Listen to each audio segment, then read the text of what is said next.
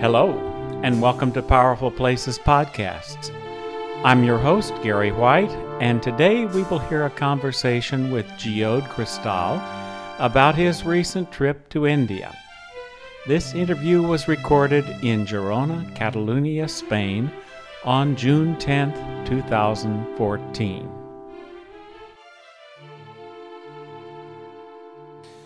I'm talking today to Geode Crystaal, who has just returned from his whirlwind trip to India with his wife, Stephanie. I remember before you left that you said that you were willing to follow Stephanie to the ends of the earth, and I take it that you feel like you've probably nearly been there. It was quite an experience. There were wonderful things that we saw, really eye-opening things, and there were things that weren't so positive. Mm-hmm. The travel, the logistics of the travel were quite trying. Mm-hmm. And I would think that for most Americans, that they would have, it would have been quite traumatizing. Mm-hmm. You weren't traveling as Western tourists, really. You didn't have the package tour, weren't staying in four-star hotels. In fact, you went there to meet people that Stephanie had met only on Facebook. Right. How did all that work out? For the most part, very well. We had no trouble. And even if people weren't exactly what they appeared to be, they were at least civil. Mm-hmm. Mm-hmm. So we didn't run into any sort of danger or people that seemed to like they were exploiting us or anything for that reason. Mm-hmm. It was quite open that they were, even if their motives weren't totally honorable, they were at least civil. Mm-hmm. Mm-hmm. So you didn't have many surprises from that? No, there wasn't from many. That perspective. No, not really. What would you say was the most challenging part of the trip? The logistics of traveling. Okay. By not knowing the language, if we hadn't had people there that knew the language, going from one place to another, like with the rickshaws, it would be virtually impossible. Mm. Because if you get into a rickshaw, you could tell them where you wanted to go, and they may not understand you and take you to an entirely different place. Mm-hmm. And then you would just be stuck, and then you don't know where you are and don't know how to get back to where you came from. Right. So you had to be very careful about travel. And then on the trains,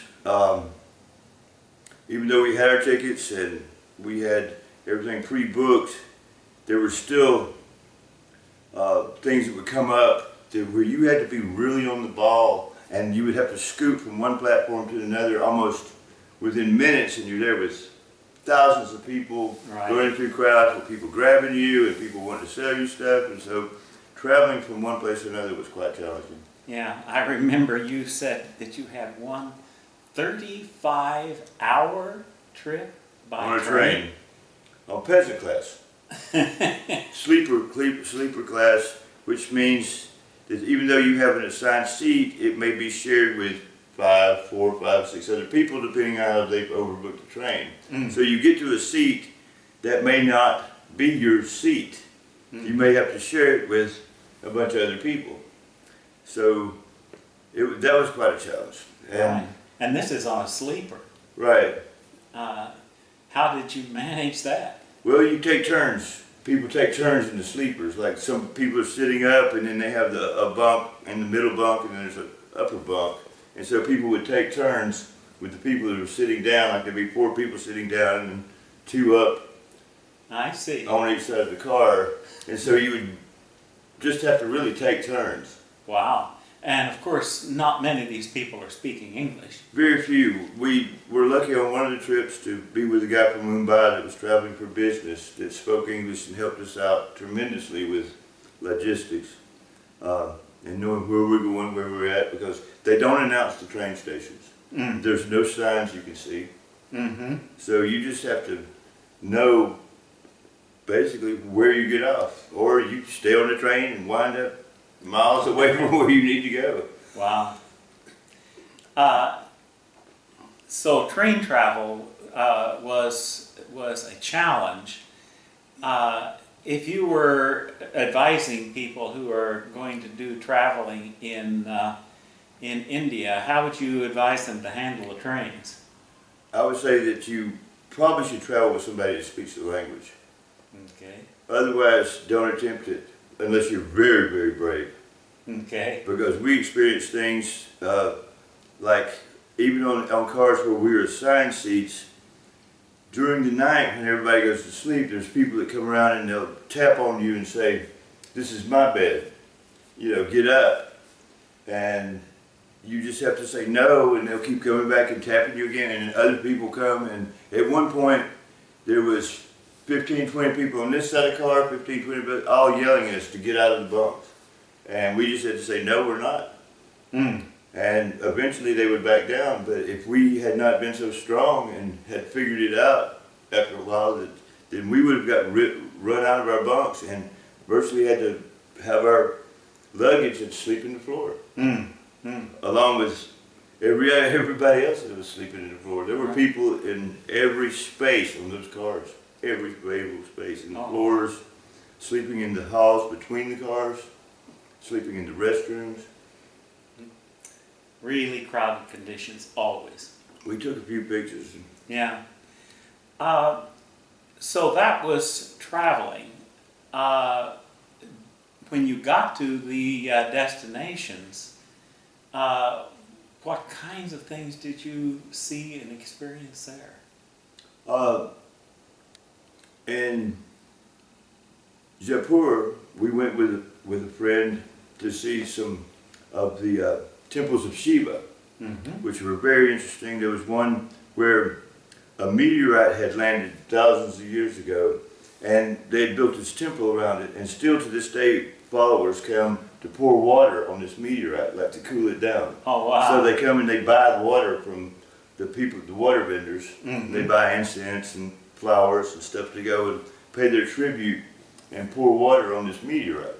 This sticking halfway up out of the ground, it's this big rock. Amazing. And that's and there in the temple that they built around it, there were people chanting. And we went and sat behind some of the people chanting, and we were sitting there with our guest, and we just immediately went into sort of a trance-like state, and he had to actually come and tap us on the back to sort of bring us back as the sound of the people chanting and the echo of the temple, and it was a very profound experience. Yeah, you got into an altered state. An altered state, definitely.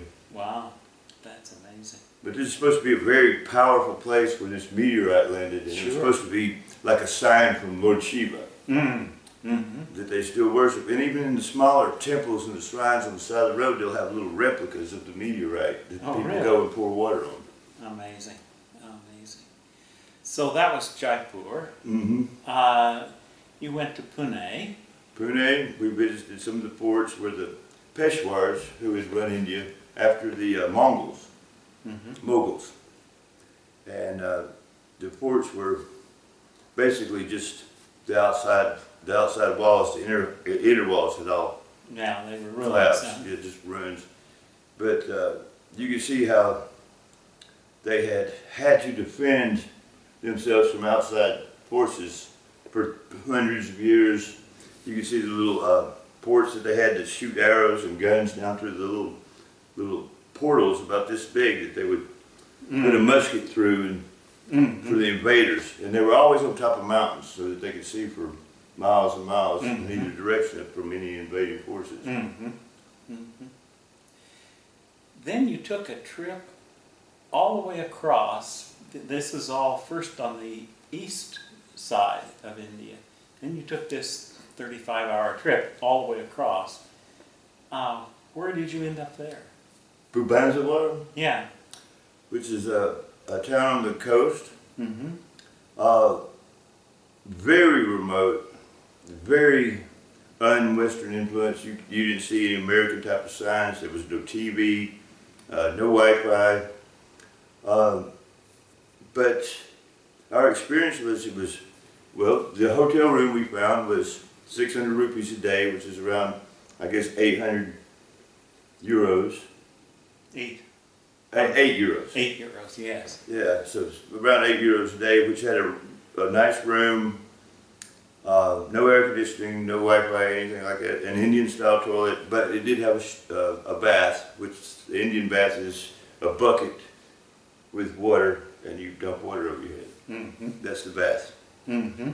And but it was nice and pretty private, and so we could stay in our hotel, and then we would go wander the streets when it was cooler in the evenings, and the people there were just really friendly because they'd never seen, I guess they'd never seen people like us. So we'd go to the local shops, and people were very friendly. And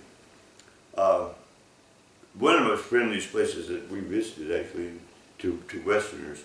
We found out later that it was because the local governor had issued a decree that you better be nice to foreigners because we need their money, and so he would sort of strong arm people into I see. strong arm people into being nice to tourists. Or so if we like accidentally overpaid in one of the shops, they would come out of the shop. Well, here, you need to take this back, you know. Right. And so right. they were very nice, and you could get the fruit and vegetables, and the food was just great. So Yeah. that was one of the most enjoyable places. Ah, uh-huh.